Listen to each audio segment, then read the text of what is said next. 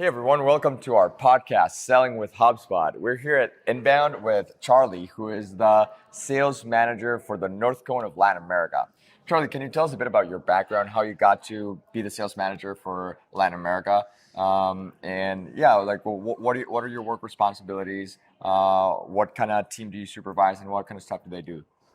Great, thank you. So I am a sales manager for what we call Northcone. So we have divided Latin America in Spanish-speaking Latin America, which is Northcone and Southcone and Brazil. So right. Northcone will be Mexico, Central America, and the Caribbean.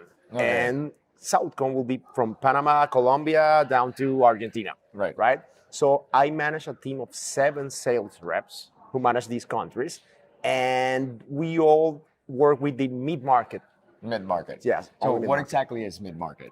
So mid-market for HubSpot will be everything between 25 and 200 employees. When a customer or a prospect has in that range the number of employees, will be considered for us, at least for us, mid-market. Okay, perfect. Good. And now, so you have 7 people in your team, right? Yeah. I'm guessing this team has been growing a lot lately, right? Yeah. And you get a lot of new people in your team as well. What would be something that you'd recommend for someone, a new sales rep that's working with you? What's like the number one thing you want them to know? So great question, because we normally have like mixed tenure teams. Okay. So yes, we have ramping reps, recently hired reps, more tenure reps. The first thing I told my new reps is like, we need to build habits and the consistency. So more than, of course, we are measured by our quotas, but more than focusing on the results or the outputs, let's focus on the inputs, what we call the controllables. So that will be focusing on your process, your prospecting process. How do you make calls? How do you write emails? How do you write, et cetera, et cetera. So consistency and execution, I would say. Awesome. And so what kind of habits do you recommend that people actually implement? So one thing will be time management. Okay. It's not like everyone needs to do the same things the same way, meaning maybe you are more of I like to prospect on my evenings. Maybe I like to prospect first thing in the morning. It doesn't matter, but you need discipline and execution. So what you need to do is like time block some time for prospecting. That is a very important habit because you need to prospect daily. When we have a saying in our team, you're not closing or negotiating, you're prospecting. And that's super important because, you need to take ownership of your time instead of letting your time take ownership of you. Exactly. Yeah, if you don't plan things out, you will just be running through the day and you have no control over what you're doing. And then at the end of the day, you won't realize it and you won't have all the tasks you needed to do done. That is correct, because you need to plan your day in terms of obviously inputs, but at least have one goal. For example, one goal could be I'll email 10 prospects. Right. That is a good goal.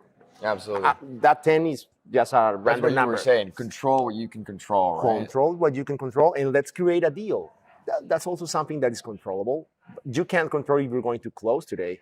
You can control how you are going to speak in that closing meeting or that closing call. Right. That is something this is what I mean when I say control the controllables. We don't know if the customer at the end of the day is going to buy or not, but we can say, hey, I will control my pitch. I will control how I handle my objections. So that is very important.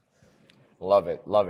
And are there any challenges that you see, like recurring challenges in your team in their sales operations, and how you can overcome those challenges? So I will say, in top of my mind, that prospecting has now become more difficult than ever.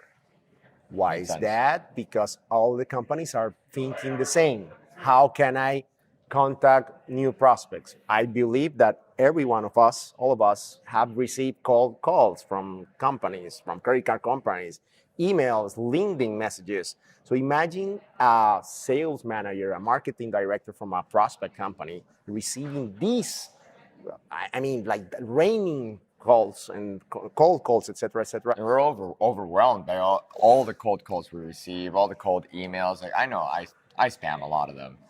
And Me too. I mean, yeah, of course. we all do. So prospecting, I will say, is the biggest challenge, not because of the lack of work that we are, I mean, we try to do every day. It is because we're still, and when I say we're, the whole industry, we're still trying to innovate. How can we prospect better, but adding value to the customer? Right. How can we add value to the customer? Is it video? Is it we have even tried voice notes over LinkedIn. Right. I have a rep in my team that is working like hard on voice notes on LinkedIn. And I was like, why? I mean, he was like, I need to iterate because I don't know what to do. So I think that is the biggest challenge right now. And we've been hearing a lot about the voice notes on LinkedIn. It's something I think we haven't tried yet, but we definitely have to. Because I mean, that's the thing. You need to try different things, right? Correct. Like you can't just be satisfied with sending an email or I don't know, No. having a call. I mean, if it's not working, you got to try a new approach. You got to contact your prospect in any way you can. Correct. And figure out what's the right channel for them, right? So what's the right channel for them? And to be honest, it's not. I mean, we say that prospecting is science and art. I know it's cliche, but it is. It is science, but it is art. So you as a rep need to, please obviously follow your own process, but also be willing to change things, be flexible. Because maybe last month what worked for you was being prospecting via WhatsApp messages. Maybe this month it won't work. Why? We don't know. We don't know. It is like that. It absolutely is. Like sometimes things just change, and you got to figure out what's the new way to do things. Correct. You gotta test things out, be dynamic, and get to where it's at. Execute. But you mentioned something important. But execute. Yeah. So that is the habit. Going back to your question, habits. Execute. We have a saying also that better done than perfect. Yeah.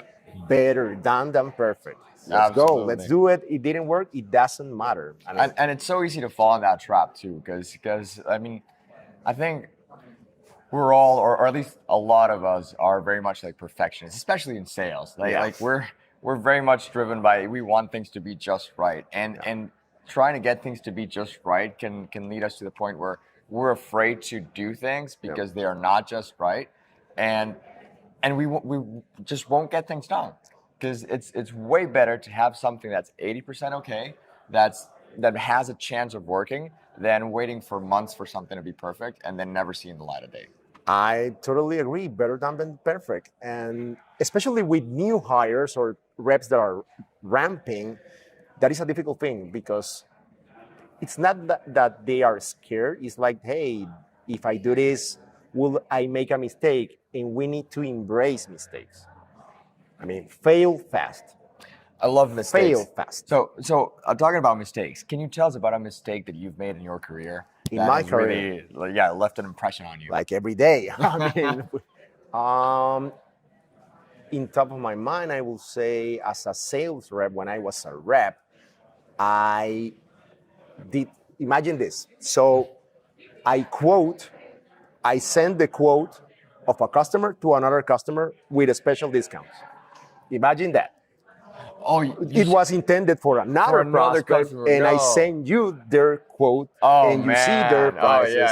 And some data. This was like, honestly, like 12, 13 years ago, and it was.